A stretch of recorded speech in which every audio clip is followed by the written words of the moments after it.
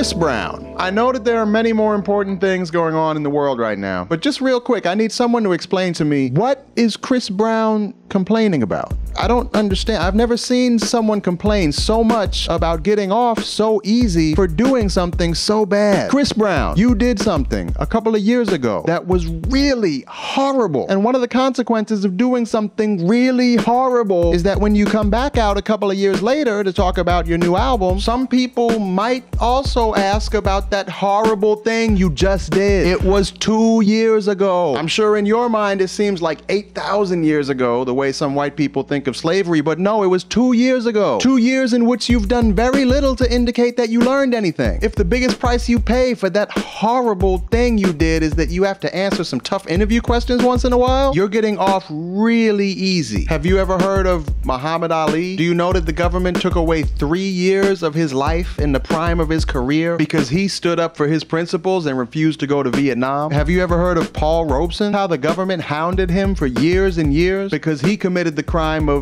being a black man who spoke out for his beliefs? Those are people who got persecuted. You are not being persecuted. Paul Robeson got blacklisted by the American media and the government took away his passport so he couldn't work anywhere else. He faced decades of hardship you could never imagine, even though he did nothing wrong. You, on the other hand, did something horribly wrong. You brutally, physically assaulted a woman you supposedly loved, that you beat to a pulp and then left there alone in that car so you could go get a head start on your PR strategy. That is what you did. And the price that you paid for doing that is what? You didn't do any jail time, you didn't lose your record deal, you got to put out a new album like 6 months after the crime you committed, and even though that album sucked, you're getting to put out another album now, and you get to be all over American media promoting your album. You're going on 106th and Park, you're going on Dancing with the Stars right after you trashed ABC's Office. You're like the golden child of the media. What are you crying about? Because you occasionally have to answer some interview questions that wouldn't even be hard to answer if you had any humility or perspective on yourself?